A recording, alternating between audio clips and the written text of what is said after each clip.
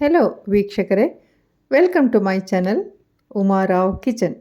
ಇವತ್ತು ನಾನು ನಿಮ್ಮ ಜೊತೆ ತೊಗರಿಕಾಳು ಸಾಂಬಾರು ರೆಸಿಪಿಯನ್ನು ನಿಮ್ಮ ಜೊತೆ ಶೇರ್ ಮಾಡ್ಕೊಳ್ತಾ ಇದ್ದೇನೆ. ಈಗ ತೊಗರಿಕಾಳು ಸೀಸನ್ ಅಲ್ವಾ. ಇಲ್ಲಿ ನೋಡಿ, ನಾನು ತೊಗರಿಕಾಳನ್ನು ತೊಗೊಂಡು ಅವನ್ನ ಬಿಡಿಸಿ ಇಟ್ಕೊಂಡಿದ್ದೇನೆ. ಜೊತೆಗೆ 2 ಬಟಾಟೆಯನ್ನು ನಾನು ಹೆಚ್ಚಿಟ್ಕೊಂಡಿದ್ದೇನೆ. ಹಾಗೆ 2 ಟೊಮೆಟೊ ಹೆಚ್ಚಿಟ್ಕೊಂಡಿದ್ದೇನೆ. ಮತ್ತು 1 ಬಟ್ಲು ಕಾಯಿ ತುರಿ, 1 ಬಟ್ಲು ಈರುಳ್ಳಿ, 2 ಹಸಿಮೆಣಸಿನಕಾಯಿ, ಶುಂಠಿ, ಬೆಳ್ಳುಳ್ಳಿ ಮತ್ತು ಕರಿಬೇವು, ಕೊತ್ತಂಬರಿ ಇಷ್ಟನ್ನು ನಾನು ತೊಗೊಂಡಿದ್ದೇನೆ.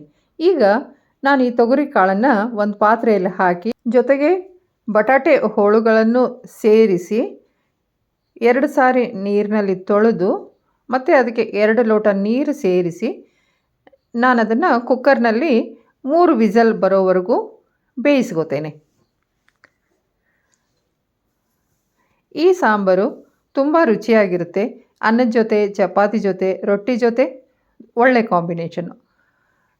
ಈಗ ನಾನು ಒಂದು ಬಾಣಲೆಯನ್ನು ಒಲೆ ಮೇಲೆ ಇಟ್ಕೊಂಡು ಅದಕ್ಕೆ 1 ಸ್ಪೂನು ಎಣ್ಣೆ ಹಾಕೋತಾ ಇದ್ದೇನೆ.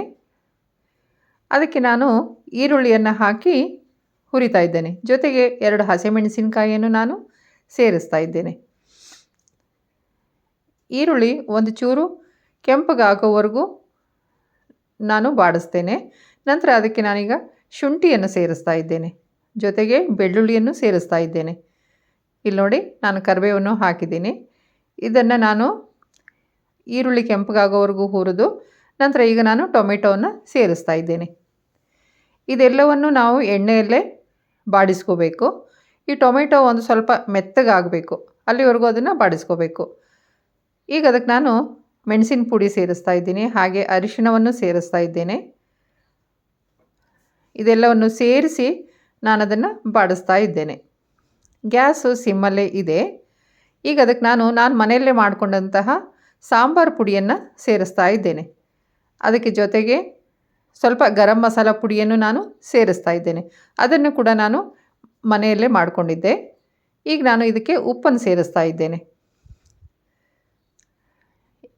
ಈಗ ಕೊತ್ತಂಬರಿ ಸೊಪ್ಪನ್ನು ಅದರ ಜೊತೆಗೆ ಸೇರಿಸಿ ನಾನು ಅದನ್ನು ಗ್ಯಾಸ್ ಸಿಮ್ಮಲ್ಲೇ ಇಟ್ಕೊಂಡು ಬಾಡಿಸ್ತಾ ಇದ್ದೇನೆ.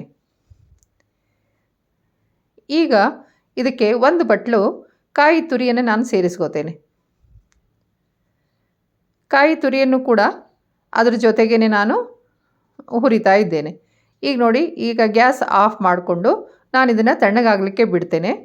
ಇದು ತಣ್ಣಗಾದ ನಂತರ ನಾವು ಅದನ್ನು ಮಿಕ್ಸಿಗೆ ಹಾಕ್ಕೊಂಡು ರುಬ್ಕೋಬೇಕು. ಈಗ ನಾನು ಅದನ್ನು ಮಿಕ್ಸಿಗೆ ಹಾಕ್ಕೊಂಡು ರುಬ್ತಾ ಇದ್ದೇನೆ. ಇಲ್ಲಿ ನೋಡಿ, ನಾನು ಮಿಕ್ಸಿಯಲ್ಲಿ ಇದನ್ನು ಹೀಗೆ ರುಬ್ಕೊಂಡಿದ್ದೇನೆ. ಇಲ್ಲಿ ನೋಡಿ, ಇದು ನಮ್ಮದು ಬಟಾಟೆ ಮತ್ತು ತೊಗರಿಕಾಳು ಬೆಂದಿದೆ.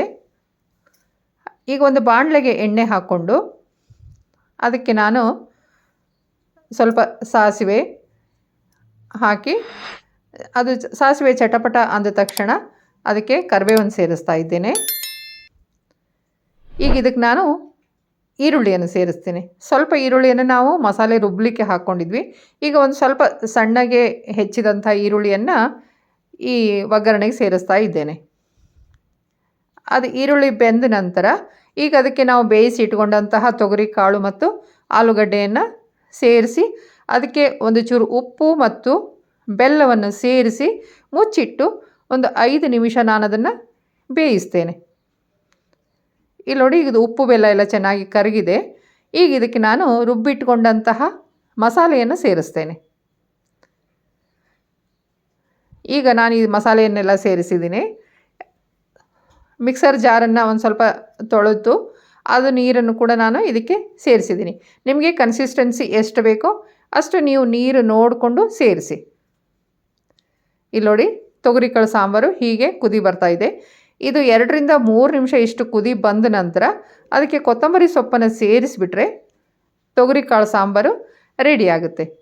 ಇಲ್ಲಿ ನೋಡಿ, ಇದು ತೊಗರಿಕಾಳು ಸಾಂಬಾರು. ನೀವು ಒಂದು ಸಾರಿ ಇದನ್ನು ಟ್ರೈ ಮಾಡಿ. ನಿಮಗೆ ನನ್ನ ಚಾನಲ್ ಇಷ್ಟವಾದಲ್ಲಿ ಪ್ಲೀಸ್ ಸಬ್ಸ್ಕ್ರೈಬ್ ಮಾಡಿ. Thank you.